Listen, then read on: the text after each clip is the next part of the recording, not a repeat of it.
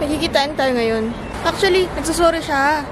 Kasi, na-late daw siya. Sabi ko, alam mo, ang pinaka nakaka-comfort na bagay para sa akin, yung kapag yung kikitain ko late din.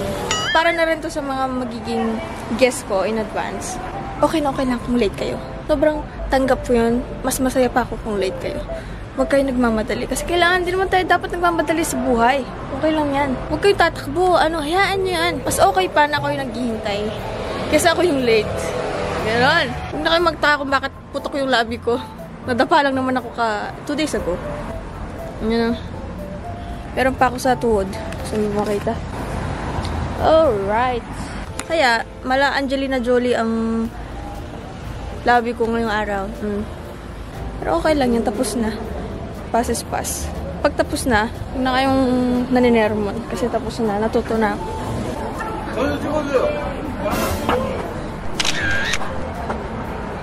Dali ko lang kausap.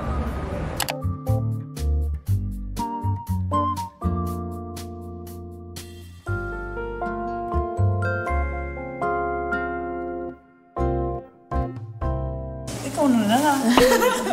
Ate. 음악 조금 음악 우리 들어줘요. 영상 네. 괜찮으세요? 고맙습니다. Taray, mga Pilipina yan. Mga Pinastaple naman yung music ko. ulang-pula naman yung malaking labi ko dito. Ganyan na lang. Gawakan na lang natin. Para kunyari, ASMR. Yes. Tapos ka doon. How are you? Hi. Hello. Kamusta? So, for today's video, episode 2 ng Moirites in Korea.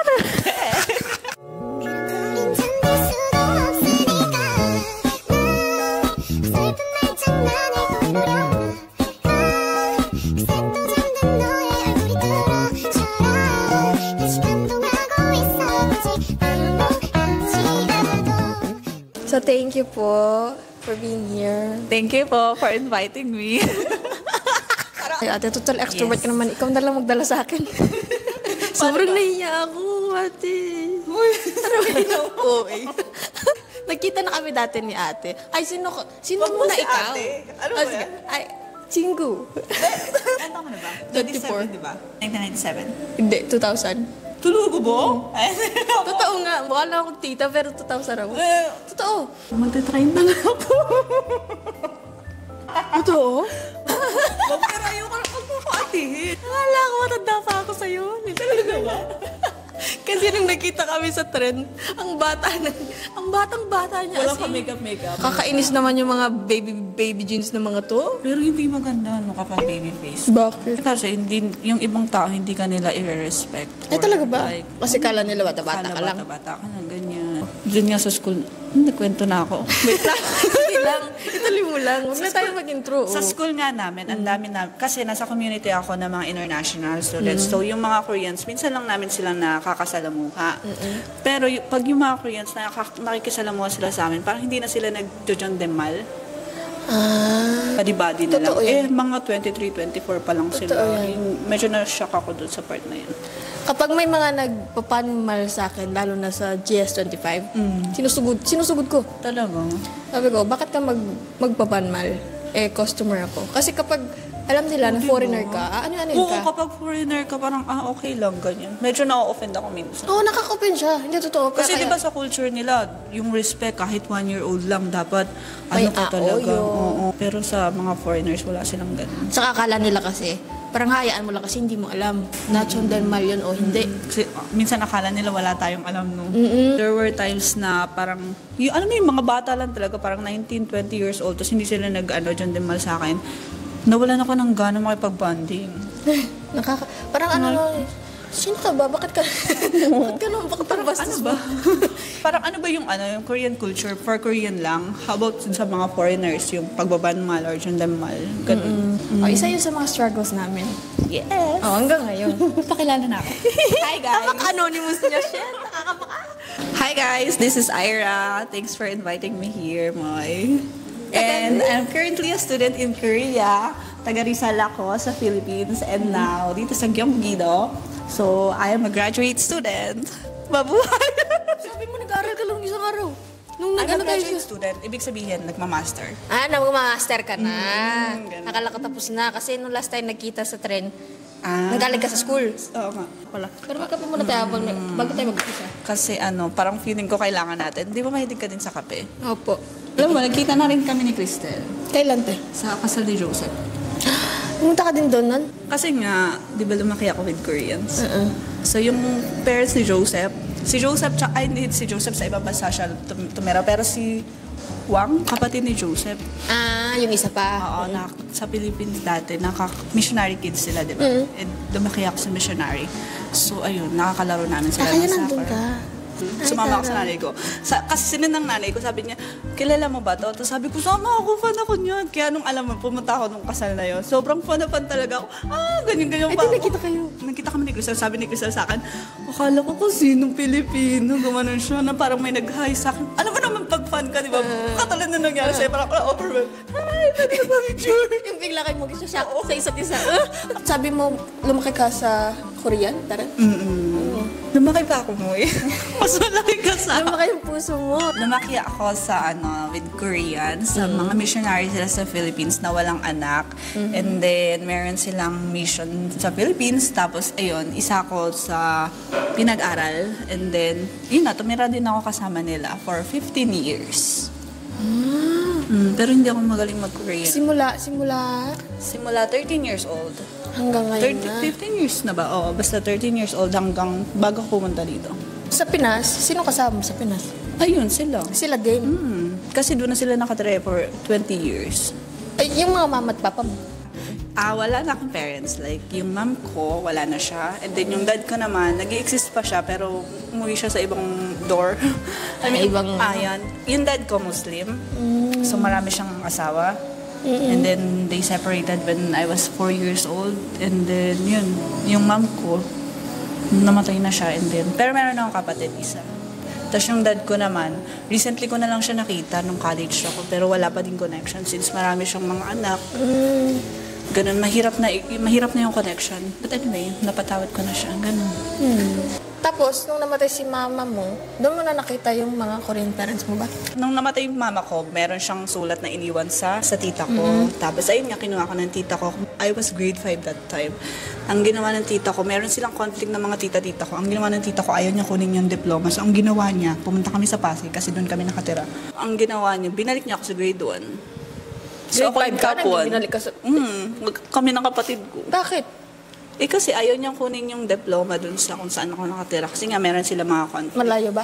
Hindi, may mga conflict lang sila. Di bumalik ka pa rin ng grade 1? Bumalik ako ng grade 1. Kaklase ko yung kapatid ko. So ako yung top 1 ganun. At least, diba? First honor. Yes. And then ayun, hindi rin naging successful. So ang ending, bumalik ako doon kung saan ako nakatira. Umalis ako doon sa tita ko. Ganun, kasama ko yung kapatid ko. And then pagbalik namin doon, may kakilala kasi yung mama ko na nabubuhay pa siya na lawyer. Ngayon tong lawyer, connected siya dito sa dalawang missionary. Ngayon, itong dalawang missionary, couple sila na walang anak. And ang mission talaga nila is to help the kids na, for temporary shelter hanggang makapagtapos ng college, ganun. Kaya yun, sa kanila ka. Naging blessing kasi ka. Naging blessing sila. Blessing ka sa kanila. Hindi, naging blessing sila sa akin. Pareho kasi gusto nila ng baby din. Ganun. Yung kapatid mo? Nandun pa din sa Pinas. Sino kasama? Doon. Siya mag-isa? Hindi, yung nagpatlaki sa akin. Pero nagkikita-kita naman kayo. Kailan kayo nagkikita pag umuwi ka ng Pinas? Pag umuwi ng Pinas, minsan naman, pag pumupunta dito si nanay, yung yung tawag ko, nanay or umma. Pag pumupunta siya dito, pag umuwi ako ng Pinas, yan. Magkasama kami sa bahay. Pero taray. Kamusta yung family, Hindi tawag mo sa Korean mo, Oma. Ganun, oo. Pero alam mo ba, nagsisi talaga ako, hindi ako nag-aral ng Korean when I was young. So, ganito kasi yon. Kapag Korean parents, pag lumaki ka sa Korean parents, ewan ko kung nakita nyo na din siya sa Korean drama na strict. Ngayon, strict talaga yung Korean parents ko. Like, missionary sila, pastor, ganyan. Kunwari, hindi ka na pwedeng lumabas by 6 p.m. Kailangan mag-aral ka na mag-aral. May curfew ka? Mag-aral, ganyan, oo. Or mag-aral. And ako naman, tapos bawal ka mag-boyfriend. Syempre, malandi ako dati. Tapos medyo na-strickan ako. Kakaloka! Tapos nakikita ko din yung tatay ko na siniserve talaga siya ng nanay ko. Very Korean. Alam mo yun, bawal ka maglaba, bawal ka maghugas ng plato. Yung sa tatay ko, yung nanay ko talaga gumagawa ng lahat ng yun. So sabi ko, never talaga ako mag-aaral ng Korean language and never ako mag-aasawa ng Koreano. Tapos dahil din sa ganung culture na sobrang strict, aral, seryoso, ganon. Disiplina. Sabi ko, never talaga. Tapos ayun, ngayon nagsisi ako, hindi ako nag-aral. Sobrang late na. Pero ang ganda, ang galing mo na mag-Korean. Nakita ko narinig ko kanina. Hindi ako magaling talaga. Basta naman yung buhay Korea. Buhay Korea. Okay naman. Hindi ako masyado nag-adjust since yun nga lumaki ako with them. And, Kasi napakilala na nila yung culture, no? And sa community kasi namin mo yun nga, dun sa school namin, yung pinaka-focus nila is foreigners. So, from 23 countries, kami magkakasama sa dorm, ganyan. Parang, parang nasa bahay lang din ako or nag-learn ako ng other culture. Ito ka nag-start mag-aral, di ba? Nag-aral ako, teacher ako sa Pinas. Yun, licensed Teacher ka sa Pinas, tapos lumipat ka dito para masteral? Oo. So, ganito yun. Graduate ako 2018. And then, ang nangyari, nagtrabaho ako. And then, ang liit kasi ng sahod sa Pinas mo. Totoo. Totoo yan. Diba? Parang, bakit? Pero, pagkatapos ko pa lang ng college, pagka-graduate ko, niregaluhan ako ng tatay ko ng trip to Korea. Sabi niya, taray na regalo na yan. Para daw makita ko pa yung broad perspective, para ma-broad yung perspective ko, tapos mas mangarap pa ako. Tapos pagpunta ko dito, sabi niya mag-aral na ako for masters. Yun yung Masters of Divinity. Sabi ko naman, ayoko, hindi naman yung personality ko. Na baka baka madog-show mo pa. Oo, or baka, alam mo yun, madungisan ko yung pangalan ng Panginoon. Gets ko naman. Boyfriend pa ako noon, long time boyfriend mo 5 years. 5 or 6 years, hindi, Filipino. College. Tapos sabi ko, ayoko mag-aral dito. Ganun. Tapos bumalik ako ng Pinas. Nasa Pinas ako 2018, hanggang 2023. Nasa Pinas ako. Tapos yun, nag-work ako. Ang liit talaga ng sahod. Hindi kaya. Tapos inisip ko rin mag-public school na. Pero ang liit din ng sahod. Mahirap maghanap buhay talaga sa Pinas, kaya halos lahat nag-a-abroad na. Which is reality naman na yun. Nakakalungkot. Kaya ko nga lang mag-stay ako sa Pinas kasi di pwede. Ganon. Kailan last mong uwi ate? Umuwi ako every vacation. Kada kailan? Kada natapos ang Basta after semester? Hindi mo naman pala hinaharap ang pagiging homesick. Hindi naman masyado. Minsan lang kasi syempre may mga friends tayo sa Pinas na parang ganun. Nakakamiss kapag nasa galaan sila. Kamusta yung mga pag-adjust mo dito? Kasi sabi mo hindi ka nag-adjust masyado, di ba? So hindi mo na-feel na parang, na nasa Korea ka? Nag-adjust ako sa weather. Sa weather. Sa weather ka nag-adjust. Kasi di ba ang lamig? Yung skin ko doon nag-adjust. Pero alam mo, nag-glow din yung skin ko dito. Kasi pagdating ko dito, ang dami ko talagang tigyawat, girl. Hiyang-hiya talaga ako that time. Tapos, grabe lagay ko ng foundation. Grabe yung cushion mo. Nung dumating ako dito bago, talagang lumabas lahat. Pero umayos naman na nung nag-ako sa mga clinic nila. May GC kasi kami. Bigla ako pinasok ni Ate Charmaine, yung kaibigan din namin ng Pilipino. Tapos nagulat ako, ang daming Pilipina. Tapos lahat sila, nag-aano sa mga clinic, beauty clinic. Sabi ko, hantaray, influencer lahat ng mga to, lintik. Sabi ko, ba't ngayon ko lang sila nakita? Pero alam nyo, I'm not considering myself influencer. Siguro UGC creators. Siyempre, UGC creators, sila yung gumagawa ng advertisement video. Tapos binabayaran. So ano ka? Parang digital camera? Parang ganon. Hindi, tayo, mga nasa GC. Minsan paid, minsan gift collaboration. So far, living here for quite a while na. Parents mo Koreans din. How's life naman here in Korea? As a Filipina? Okay naman. Siyempre, hindi natin may iwasan yung culture shock ka. Yan, meron pa rin talaga na parang, Sa Korean drama, ganito, ganyan. Pero in reality, lalo na kapag nakakasalamuha mo mga Koreans, hindi naman ganun. Ang Talaga. dami, di ba? Akala ko dati, totoo lahat ng mga yun. Hindi pala. True. Simula hindi na ako nanood ng K-drama. Ako bihira na lang. Ano lang, pag horror na lang. Ikaw ba? Anong culture different? Culture shock mo dito? Tingin ko yung talagang sobrang mahihirapan ka kung hindi ka marunong mag-Korean. As in, parang you and me against the world. So, Pag wala kang alam. Isa din yan. Actually, sa school namin, hindi kami gumagamit ng Korean. So, foreigner ano lahat. English talaga. So, most of my schoolmates, they don't know how to speak Korean. They don't even know how to read. Parang konti lang may ganun. So, parang since hindi naman siya required, parang okay lang, ganyan. Pero alam mo yun, ma-realize mo siya mo kapag wala ka ng pera.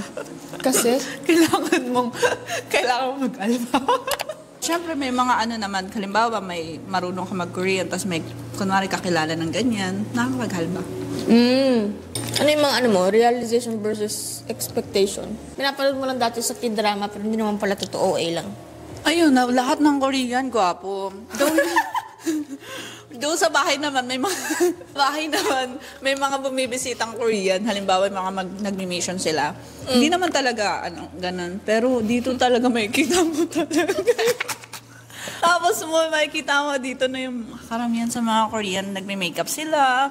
Sa clinic din, minsan may mga nakakasama ko na mga lalaking nagpapaayos talaga sila. Beauty standard nila, ibang klase girl.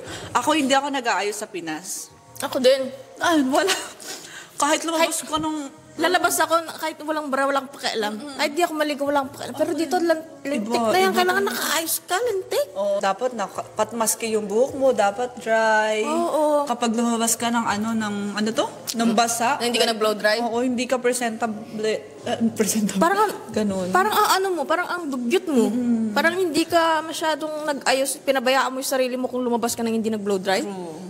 Kasi sa Pinas naman, wala naman akong lower dun sa Pinas before. Pero pagdating ko, sabi ko, inobserve ko talaga sila, bakit parang walang ligo lahat? Kaya nga, bakit laging, tapos nung nagkaklase kami, tapos pumapasok, bakit laging tuyo yung book nito? Hindi ka ba naliligo? Oo, pala lagi ka nag-blow dry. Kala ko flex kapag mabasa yung mo yung Tapos book. ang sabi sa akin ng best friend ko na Korean, sabi niya sa akin, kapag daw basa yung buhok mo, lumabas ka or wala ka makeup, yung hindi ka yun nga, hindi, ibig sabihin nun, hindi ka prepared. Doon halimbawa, pupunta ka ng meeting, basa yung buhok mo or wala kang makeup, wala kang ayos. Parang Parang pinabayaan mo na yung sarili mo. Pinabayaan mo na yung sarili mo. Yun, kailangan maganda ka dito sa Korea. Tsaka yung mga lalaki, naano ako talaga. Kasi this year lang ako talaga sa Seoul. Kasi sa Busan ka, di ba? Yung mga lalaki sa Busan, as in sobrang masculine nila. Hindi sila nagme-makeup. Siguro meron mga iba, pero mostly hindi. Tapos sobrang masculine. Pero dito, nung pumunta ako dito, lahat naka-makeup. Yung makeup nila ang kapalday. Lalo na sa Seoul. Nakalip din. Sa Seoul, Dito sa Seoul na pala to. Dito sa amin. Kasi dun sa amin. Medyo pa siya, province siya. Sorry. Nasaan tayo, ate? Sa amin kasi medyo mga adjuman na... Doon sa doon sa part namin. Tapos puro karamihan mga foreigners. So wala naman. Pero pag pumunta ka talaga sa Seoul, marirealize mo talaga. Oo, marirealize mo, ay, kailangan ko maging maganda, ganun. Ang gaganda, no? Nakaka-inspire. Lalo na ang gagaling nila mag-makeup, no? Pati mga lalaki. May nami-picture na ganyan, nakita ko. Tapos, lintik, para siyang anime. Sabi ko, lintik. Lalaking to, magaling pa mag-ayos sa babae. True, ganun nga, ganun talaga sa Seoul. So, ako iniisip ko, halimbawa, titira ako ng Seoul, siguro mape-pressure ako ngayon. Oo, ako din. Kaya nga hindi ako lumalabas eh. Na-pressure. Hindi, kasi wala. Nagtitipid lang ako. Yun. Ngayong month na nandito ako, lalabas man ako kapag may shoot. Pero yung normal day lang na maglalabas-labas, maglalakwat siya, hindi. Alam mo, before, bago ako pumunta dito, sinasabi ko, pag halimbawa, yan, magpa-part-time ako, tapos pag may ako din, trabaho ako, sinabi ko yan. Sabi ko sa GS25. Di ba? Tapos biglang, ang nangyari, ayun nga, medyo nagkakapera naman, pero hindi talaga siya sumasapat. Like, hindi ka makakaipon. Kasi ang mahal ng mga bilihin. Ate, ang mahal. Kahit nga magtipid talaga na sabihin mo pang nakadiet ka, mahal pa rin. Mahal pa din. Like, yung 1,001, sabi ng friend ko, dapat i-consider mo lang siya as piso. Oo, totoo. Totoo. Candy nga. Kasi nung unang dating ko dito, Moy. Nakakasak yung pera, no? Oo, kasi sabi naman ng parents ko, bakit ka pa mag-aaral, ganyan. Kasi parang nadala na sila kasi pinag-aaral nila ako 2018 tapos hindi naman ako sumunod. Tapos nung 2023, nag-apply ako secretly. Tapos nakapasa ako. Tapos sabi nila, bakit ka pa mag-aaral, ganyan. Tapos sabi ko, basta, may ipon ako. Pabihira yung ipon ko, nag-last lang siya ng mga ilang buwan. Dito? Kasi nga, ang mahal ng bilihin. Tapos yun At least, nag-last siya ng ilang buwan. ganun, mga 2 to 3 months lang. Pero alam niyo, mabuti talaga si Lord kasi sinusustain niya pa din hanggang ngayon. Nag-alba ako, alam mo ba? Totoo kaya yung sinasabi nila na kapag nasa ibang bansa ka tapos wala kang pera, or totoo yung sa ibang bansa ka na kapag may opportunity, i-grab mo talaga. Kahit ano ba yan? Sumoy. Never ako pinaglinis ng nanay ko ng bahay. I mean, naglilinis naman, pero alam mo yun, magkutkut nung kubeta. Nagganon ka dito? So, ganito nangyari. So, wala na akong pera that time and naghanap ako sa Facebook. Tama-tama, meron babysitting. Sa babysitting pala, kasama pala yung maglilinis ka ng kubeta. Ano ko? Sabi ko, grabe talaga, girl. Pero sabi ko, experience na din. Siguro sa isip-isip mo parang, nalipin niyo ako. Sabi niya, babysitting lang. Yung pala 2 hours ka maglilinis ng bahay, tapos 2 hours yung babysitting. Hindi mo naman pala sinabing housekeeping din. Tapos, pero, alam mo yun, experience na din na parang, I have something to tell to other people. Nagawa ko to, ganyan. Kano naman yung sweldo dun? 15. Anong 15? 15 per hour. 15,000? Oy! Taray. Okay Usually na ba din 10,000? Mataray yung 15 Ang na? 10,000 is for factory. Ang inisip ko na lang doon, kinonvert ko na lang siya sa peso na parang, hindi ko ito kikitain sa Pilipinas ng isang Totoo oras, naman. diba? Totoo naman. Ay, madami ka bang naging Korean friend? Or meron ka na bang Korean friends? Meron akong Korean friend. Hindi ka ba like nahirapan? best friend tong Cab. Hindi naman. Alam nyo, usually yung mga Koreans, they wanna learn English, diba? So, ganun. Minsan, iti-take advantage nila yun na makakapag-free talking sila with you. Pero alam mo yung deep friendship talaga, I only have 2. Tapos, alam mo ba, kasi naman sa mga Koreans, diba, friend ka nila if same age ka. If not, then you're just a dongseng. Hindi katulad sa atin sa parang- Pinas or kahit saan actually. Open tayo kung hindi siya same age, tapos friends. Okay Oo, lang. Totoo. So, nung bata ako, friendly kasi akong tao. Friendly. Sabi ng tuwing aalis ako ng bahay, sasabihin ko sa nanay ko na, I'll just meet my best friend, ganyan. So, nung mga ilang beses nang ganun, sabi ng nanay ko, bakit lahat na lang ng tao best friend mo, ganyan? Sabi niya, Extrovert kasi. sabi niya, sa Korea, ang best friend dapat isa lang, ganun. Tapos same age mo lang. Ako, ang best friend ko kasi minsan matanda sa akin or mas bata sa Open akin. kasi tayo eh, Oo, kahit anong edad. Oo, dito, ganun pala. Kahit 1 year lang yung kailangan mo siyang kuyahin, atihin, ganyan. Oo, sabagay. Kaya nga tinanong ko si Kuya Dewey, kasi pinakalala niya yung best friend niya. Paano ako, di mo ako best friend? Sabi niya, Dongseng. sister kita, hindi kita best friend. Sabi niya, Diba? ano naman ito, yung mga sikreto natin, lahat-lahat, hindi mo ako best friend. Yung Age matter, ganyan. Oo, age matter kasi. Nagkaroon ka na ba ng Korean boyfriend? Meron ka? Oo. Ilan? I had one ex-boyfriend na Korean and currently, I have a boyfriend. Korean? Ilang taon? Older Na kayo? than me. We've been dating since 2021 last quarter. Pero naging official lang siya this year. Dating. Dating. Pero Ay, taray, may legal stage Yes. Eh, di ba di naman uso sa kanila Hindi yan? na ako sin sa kanila. Pag nag-date kayo, day one yun na. Yun, totoo. Taray naman yan. Kamusta naman? Kasi mo, ang dami ko namang harot-harot stage. Oo nga. Alam ko, ako din. Ngayon pala nag-umpisa. Tsaka maganda kasi, kapag may boyfriend ka, naka-close yung door mo, di ba? Totoo. Unlike kapag wala kang boyfriend na parang, okay, may naliligaw, but then you're opening your doors for more opportunities. More choices. A, B, C, D. Yes. So, dumating ako sa point na yun. Kaya yun, nung January. Actually, dapat ganun kasi babae. Hindi naman tayo makakapagligaw. Di ba nga sabi nga, we are gems or diamonds. Siyempre, kami pipili. Ano ba? Kayo nga nakakapili kayo kung sino-sino nililigawan nyo, di ba? Inaway. Masaya ka naman. Masaya naman ako. And long distance kami ng boyfriend ko. Ay, kala ko ba Koreano? Pero, sa iba? Long distance. So, Okay lang yan. Basta nakakapagtibay ng puso. Yeah, Lalo kang kapatid. mauuhaw. Yes. Yes! Ang gigil. Buti na lang, kahit nagkaroon ka ng hindi maganda or trauma from your ex before, hindi ka parang nag-close door sa Korean? Hindi Mga naman. Korean. Hindi. Yung ex-boyfriend ko na mas bata sa akin, 97. Ayoko na. Ayoko isipin. Mas bata sa'yo? Mm. Ang hirap kaya, lalo na kung ano yan. Kapag Korean ka, tapos 27, 28 ka pa lang. Kung sa atin sa Pinas, parang tito ka na bakit hindi ka pa nag-aasawa ganyan. Pero dito, bata ka parang pa. pitos ka pa rin. Kasi sinasabi na, ang bata pa naman, ba't ka mag-ano? Kaya yung isip medyo immature pa, na hindi ayaw pang mag-settle. Yes. Kaya kung nakikipag-date, mas maganda, at saka kahit ako prefer ko na matanda. Mas matanda. Hindi naman yung good. Mamaya yun, pag wala na option. Pero mas prefer ko yung 30s. Ganyan, tama. Totoo. Pero hindi lahat ng matanda. Hindi lahat ng matanda mature. May emotional intelligence, ha? Wag naman kayong dyan. Depende talaga siya sa tao, no? Anyway, Ayaw hindi mo totoo sa to. Korean? Hindi ko na kaya... Gusto ko dito pupunta, traveling and vlogging. Tsaka with friends, Korean friends. Kasi madami akong Korean friends. Pero, dating hindi ko na kaya. Oh, talagang trauma ka? Oo, parang magkaroon lang ako ng pagkakamali. Kahit sa mga friend ko, parang napoproject ko siya. Magkaroon lang ako ng pagkakamali sa bahay. Nagkamali ako ng kahit maliit lang.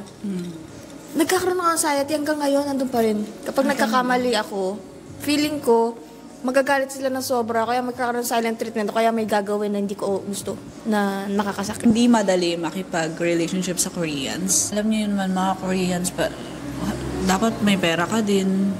May pera ka din. Alam mo yung part na yun. Reality yan. Kailangan reality. at least meron kang sarili mong income para yung respeto din. Nakabase din kasi dun eh. Totoo. For real. Totoo yan. At saka grabe yung pressure dito. Grabe yung pressure. Ayokong mabuhay at saka makipag-date ng ang daming pressure. Kasi masyado nang mahirap yung buhay. Kaya Dapat yung someone na mamahalin mo is like your home na parang dapat safe space mo siya. Oo, Hindi siya yung rason na magbibigay ng pressure sa'yo sa buhay. If ever mag-date ka with Korean guy, hindi naman lahat, pero mas maganda na may sarili kang income. Oo, totoo. Yung respeto din kasi doon din nakabase. Hindi rin kasi talaga madali. Ang sabi ng nanay ko sa akin, kung gusto mo makapag-asawa ng Korean, kailangan 50-50. Halimbawa, sa kasal. Halimbawa, sa kasal, yung lalaki ang bibili ng bahay, ikaw sa appliances. Ganon. So, ikaw sa groceries, siya sa meals. Ganon. Ganon So, yung... paano ka pa magiging housewife? Housewife ka, pero... Magtatrabaho ka na magiging housewife ka, may anak pa kayo. Ganon nga, di ba mahirap naman? Hirap na. Magkakasagawa siya. Pero hindi ko lang alam sa ating mga foreigners, pero ganun daw sa mga Korean. Pero yung target ko nga yun, Pero ako, realize ko sa mga past relationship ko, wag na wag mong ipapublic yung relationship mo. Wag. Yes, kasi Been siya, there. evil eye. And Done then, that. Di ba? Yung evil eye kaya totoo. Totoo O kapag kaya. buntis na ako dun ko is i-reveal. Ako naman pag ikakasal na, siguro. Ay, taray naman. Bigla na lang na ano na yan. Nakabinyag ka na. Ikaw, Moy, anong culture shock mo dito sa Korea? Ako na yung nagtanong. Kaya nga, Muirites yung Korea, tas ako yung inano. Yung masyado silang malamig. Hindi ako sanay kasi mas sanay ako sa Pilipinas na yung mga kapitbahay mo, kaklose mo. Wala sila ditong marites. Wala culture. silang marites, pero masama yung may marites. Oo, pero maganda minsan. Tama. Maano siya, masaya kapag may kamarites ka in a healthy way. Meron namang ganun. Pero grabe, Pero paalis feeling na ako. ko, culture yun. Parang culture siya na walang pakialamanan. Which is hindi, para sa akin hindi maganda. Halimbawa, nasa isang building lang kayo, syempre ilang apartment yan, di ba? Parang hindi kayo magkakilala. Hindi ko nga nakita yung itsura ng kapitbahay ko sa Busan. 2 years kami dun. Ganon. So, paano pag may nambugbog sa akin, hindi ka makikialam? Unlike sa ating mga Pinoy, di ba? Ang pakialamera tayo. Kailamera. Kapag alam mo, may binugbog, talagang susugod yung mga yun. Marites culture, I think culture siya. Kaya nga dinala ko dito eh. Marites in Korea. Tapos alam mo ba, sa mga halimbawa, yung mga Koreans din, kahit close ka na nila, hindi ka nila i-invite sa bahay nila. Sobrang dalang. Kasi very, sila, private. Oo, tapos kung hindi lang, kahit nga ang tagal nilang magjowa, kung hindi sila ikakasali, hindi nila papakilala. Tapos, tayo, kahit ako, kapag close friend kita, dapat papakilala kita. Pero dito hindi. Parang mas prepare ko na, papakilala ko muna sa magulang yung jowa ko bago ko ipapakilala ng kasal. Tapos dito hindi eh. Iba nga dito. Hindi. Ano ba? Kaya nga. Gusto ko rin pinapakilala. Same tayo. Filipino, no? Tsaka, hindi ka ba maninibago? Yung anak mo may dala-dala, tapos bigla sabihin, kakasal na sila, hindi ko pa makakilala yan. Bakit kayo kakasal? Hindi pa lang nakapag-banding muna. Oo. No? Hindi ko mahanap yung sense nun, yung point nun. Totoo. Hindi naman ako nambaba siya, hindi ko lang ma-process. Yun nga, siguro, culture nila yun na wala silang pakialamanan. In some point, may advantage. In some point, may disadvantage. May pros and cons naman siya. Halimbawa, yung walang marites dito masyado. May cons yun. Ay, may maritesan ba pala sila dito pero yayayain ka nila sa coffee shop? Ay, oo. Di ba? Oo. Na parang kahit may sasabihin lang sila sa yung isang bagay, pwede mo namang, pag nagkasalubong kayo, pwede namang kayong magchikahan na lang dyan. Pero sasabihin sa coffee shop pa. Oo, coffee shop pa, ganyan. Ay, ano siya, social version. Yes. Yung iba nga pupunta sa coffee shop, naka-headband. Oo, di ba? Dalawa kasi yung box ko. Ate, wala na tayong question. Wala na tayo. Hindi pa tayo nag-i-start. Hindi pa tayo nag-i-start eh. Dami kong niready ha. Sabi ko sa kanya, sabi niya kasi, nangyaynervous ako sa mga tanong. Sabi ko, ate, for formality lang yan, hindi yan masusundan. Ayun nga, hindi pa nga. Hindi nga nasundan. Wala pa nga tayo sa kalahati. Now, as ina, nakatira ka na with Koreans, na dati napapanood mo lang sa K-drama, ganyan. Pero ngayon, naglalakad ka, tingnan mo, nakaganyan, nakikita mo sila. Anong pakiramdam? Hindi na siya bago, pero nung unang dating ko dito na parang, ang gaganda niya, ganyan. Ang ganda ng skin. Ang ganda ng skin na parang, wow, talagang glass skin. Totoo yun. Totoo. Yung mga Koreans, no? As the time goes by na parang, normal na lang. Sanay ka na lang, no? Yung iba sa atin, nagpapapicture pa sila, ganyan. Kasi nga talagang starstruck. Yung mga friends ko, pag pupunta ng Pilipinas, nagpapapicture sila. Diba? Sabi ko, kilala ka ba? Ako, hindi, kasi Korean kami. Ay, ganun ba? So, totoo. Ang totoo lang siguro sa part na K-drama, tingin mo. Ano yung totoong part ng K-drama na napoportray talaga dito? Tingin ko yung paghihirap ng buhay. Ayun, depende sa kung anong genre ng drama. Nang alam. Anong genre? Depende sa genre ng K-drama. May mga K-drama na. Kasi ba palang horror? Yung mga tatlo-tatlo yung alba nila, tapos student sila. Oo. Ayun, totoo yun. Ay, ang ganda ng part na yun. Sa atin kasi sa Pinas, kapag halimbawa, estudyante ka, hindi ka pwedeng di ba, alba. Hindi talaga. Wala kang time eh. Tsaka, di ba kapag hindi ka 18 years old, bawal ka magtrabaho. Unlike dito na, pwede sila mag-alba, ganyan. Tapos alam mo, may narinig pa. Kaaral sila tapos, kaya gusto nilang magkaroon ng may bagong release kasi ng iPhone. Ayan, yan. Ginawa, mag-aalba. Kahit 2 days lang, di ba? Ano na yun? 200 na yun. 200. Minsan 300. 1 month lang na alba. May iPhone ka May, na. may iPhone ka na. So kapag may parang luho sila, alba lang. Alba lang sila. Ang ganda ang aesthetic kahit saan ka magtrabaho dito. Parang ang aesthetic mo. Parang ang aesthetic, pero alam nyo, hindi madali yung trabaho since meron silang pali-pali culture. Feeling ko may death spirit dito sa Korea. Ang daming suicidal. Nga, pressure. Iba kasi yung pressure dito, even sa mga magulang. Even sa mga magulang, sa trabaho, sa school, iba yung pressure. Lalo na, kahit bata ka, kailangan ilan yung academy mo. Diba? Nagulat ako yung bata. Anak ng friend ko. Ang dami niyang ganap. Ang late na, nasa school pa rin sila. Isa yan sa kino-consider ko mo, if mag-aasawa ko ng Korean. Ano Ako yung din. magiging future ng anak ko? Diba? Though, maganda ang Korea kasi sila developed country. Pero, kasi tayo, diba, kahit lumabas ka dyan, yung generation natin, hindi ko alam sa generation mo, pero kahit lumabas ka dyan ng tapos makipaglaro ka lang, tumbang Okay preso, lang. carpenter. Open yung Patintero pa. patintero. Namukpok ng bahay. Alam mo yun, talagang bata ka, pero dito hindi. Kumbaga may times na hinayaan tayong maging bata. Pero sila talagang, nagulat ako, grabe. 5 years old, nagpa-piano na, nagta-taekwondo. Diyos ko, lantik na yan. Pero gusto ko din naman ganun para sa anak. yun, Pero, dapat hayaan naman sanang maging di ba? Bakit maging bata? Kumbaga. Ang maganda dito, yun, meron sa education, feel ko mas magagaling tayong mga Pilipino. Education? Pero Ay, nga pala, tatanong ko yun ate. Sige, tanong mo. Kunyari, formality. About sa education ate, what can you say? Education in Korea and education in Philippines. Since ayun nga, puro ibang bansa yung mga classmate ko, wala akong Korean na classmate ngayon. Pero masasabi ko na palaban ng Pilipinas. So ganito guys, ayun nga, iba't iba yung mga classmate ko. We are from 7 countries. Sa classroom lang namin to ha. We are from 7 countries and halimbawa may presentation, babasahin lang nila. Even sa mga Koreans, binabasa lang nila. Unlike sa atin na kailangan may index card ka lang pag magpe-present ka. Kapag binasa mo yan, sasabihin sa'yo ng teacher mo, umupo ka na lang. Di ba?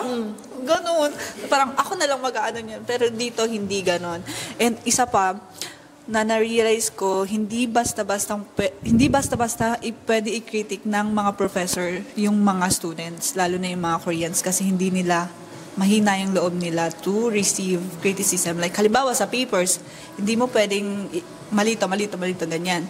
Kasi syempre, ma-hurt sila. And yun nga, doon mabipressure and yung iba nagpapakamatay. Even sa school namin, yung mga professor, very very careful sila sa pagbibigay ng feedback. Ng evaluation. Talaga? Yes.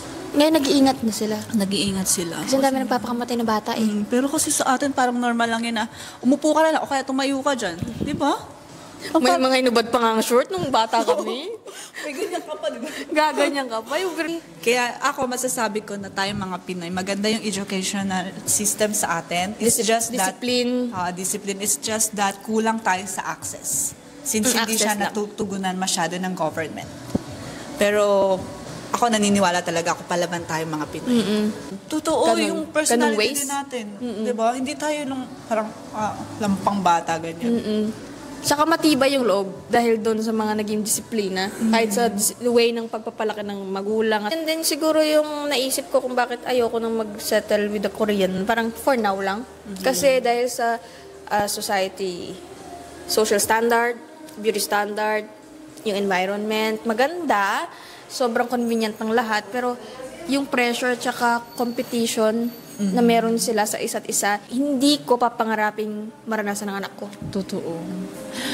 Ayoko kasi hindi lang dito. ikaw eh. Paano yung future mo, di ba? Alam mo, meron ako na-experience dyan eh. Nasa train ako, tapos biglang huminto yung train. Kasi nga may nagpakamatay. May tumalon? Talaga? Hindi siya tumalon. Parang may paparating na train, tapos biglang siyang umano. Yun nga, tumalon nga. Saan natin naglakad? Yun, boy. Stuck Bata? kami. Hindi, teenager. Teenager siguro mga Sakit nasa 20s. Ganon. Alam mo ba, nung may panahon kasi na medyo na-depressed talaga ako dito sa Korea. Ako din. Anong ginawa mo? Oh my gosh. Parang tinatawag ka talaga ng kamatayan. Diba? Hindi ko, dati hindi ako makarelate. Pero nung naranasan ko dito, nung nasa busan ako, grabe, para pala talaga wala kang naririnig na ano. Gusto mo lang talaga ano. Tapos dun pa naman sa school namin, meron siyang river. Parang gusto mong parang gusto kong tumalon doon na parang tapusin na lahat, gano'n. Kahit malakas naman yung faith mo, parang bigla nag-shutdown na lahat. Parang wala ka ng, ano nangyari sa... Anong nasa isip mo na lang, gusto mo nang matapos yung sakit. Totoo, gano'n na gano'n. May gano'n dito. So, hindi ko rin masisisi yung mga ibang Korean na nagpapakamatay. Kasi nakaka-trigger yung environment niya. Although lahat ng mga syempre accessible at saka convenient nga. Pero yung parang may something missing on them. Hindi ko alam kung ano, pero yung pressure talaga sa kanila.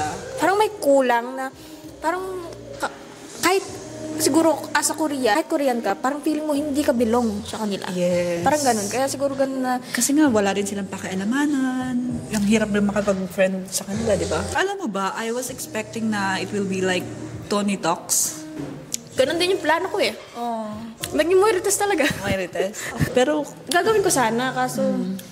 Parang ate, hindi ako yun eh. Tama. Tsaka parang mas maganda na yung kausap ko. Sila, comfortable. Tsaka friendly lang. So, ayun. Hindi naman kami nang babash. Sinasabi lang namin yung reality. And based on our experience. On our own experience. Hindi siya in general. This is just like all based in our experience. Kaya, huwag naman sana kang nangangagat. May quality ba yung ginawa natin? Ay, wala akong may quality yan. Ang dami mga na chika. Pero thank you ate sa pag-share sa personal life mo. Hindi ko expect na ganun kalalim na. Hindi ko expect. Medyo nabigla ako nung kagitna na parang sige. Nabigla nga din ako nung sa edad mo eh. ko sa gagawa. Uy, may napanood ko yung ano. Ano na naman? Napanood ko si Sir Felix. Sir Felix? Na-upload ka twice, di ba? Na-upload ako twice, boy. Twice ako na-upload. Anong year? 2022. Ako 19. Twice. Oh my gosh. True. Kaya may vlog ako noon eh. Tapos ikaw yung naalala ko noon. Nakita ko kasi yung ano mo, yung vlog mo na na-upload ka. Na-upload din ako twice mo eh. Nakakaloka Alam talaga. mo si Sir Felix? Siya yung nag-clear ng ano ko. Ang bait nun. Nung pangatlong na yun. Nung pangatlong attempt ko na yun mo eh. Sana iya. Oo. Kaya Sir Felix, grabe ka to ba? Sabi di, instrumento ka ng Panginoon Kaya talaga. nagulat ako sa'yo kanina nung pinanood ko yung ano. Wala, Sir Felix din. Sir Felix din. Alam mo, twice talaga ako na-upload mo eh. Kwento nung akin, noong 2021, isusurprise ko sana yung tatay ko kasi nandito siya, may cancer siya. Ngayon, isusurprise ko siya for his birthday. Hindi niya alam na pupunta ako. Since may work naman ako, may COE ako lahat-lahat. Wala lang akong ID ng company kasi nga pandemic. Ay, oo. Work from home. Ngayon, in-offload ako mo eh. 2 beses. Una.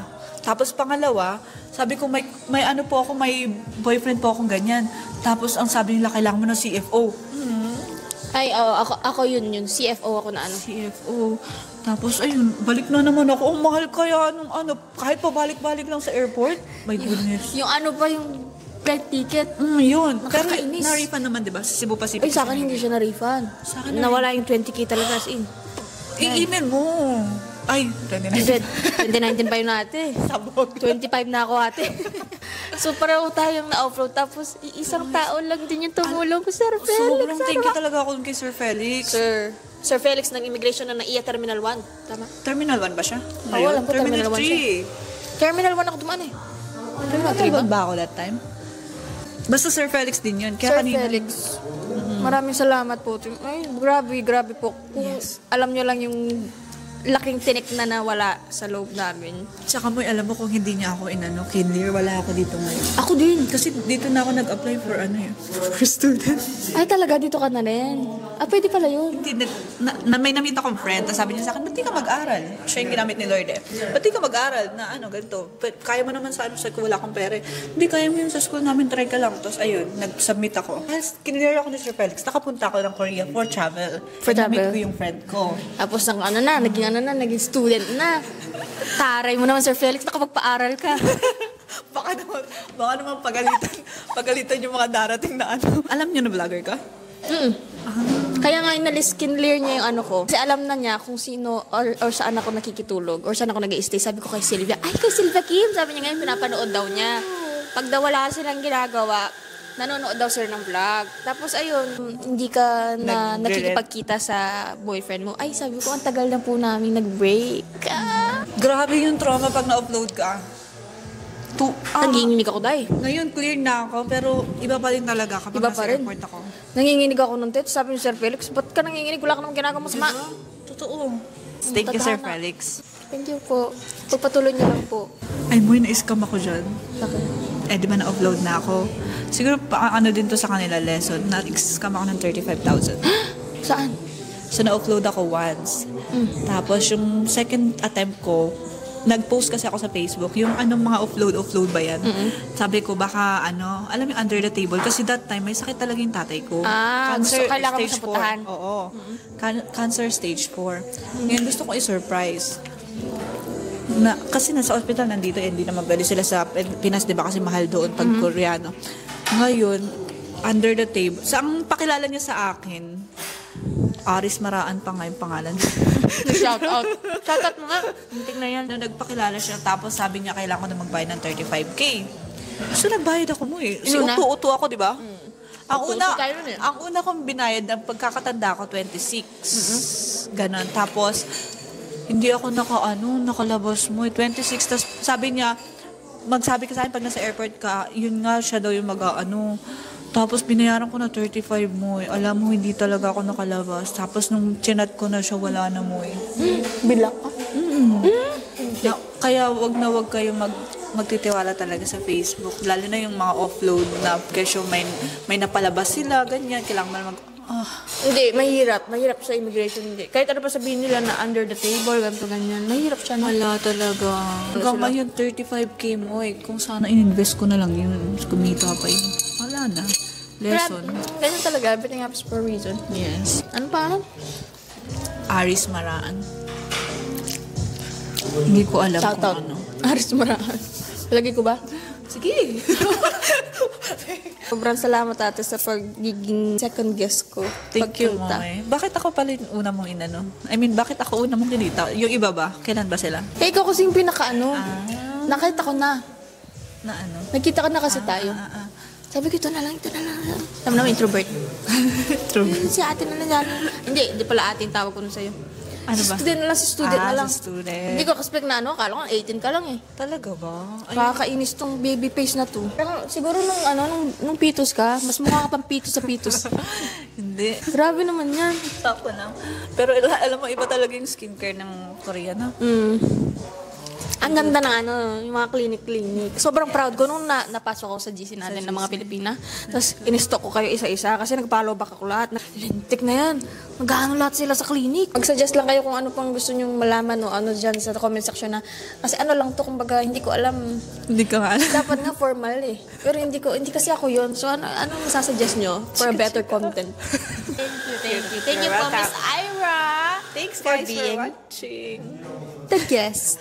Ito po ang Moyorites in Korea. Part 2? Part 2 ba to? Episode 2. Episode 2. Bye-bye. Bye, guys. Moy Talks. At pag Moy Talks naman, baka sabihin nila ginaya mo si Tony. nga eh. Okay na yung Moyorites para iba. Tapos mga Pinay naman, di ba? Tingin mo ba nahingayin sila sa atin? I don't think so. Tsaka wala tayong pakialam. Just 어릴 적엔 비가 오는 게 싫었어 운동장 밖에 엄마들 속에 안개 너를 볼 때면 그땐 그게 너무나 아팠었나 봐 혼자라는 생각이 내 머릿속에 가득 차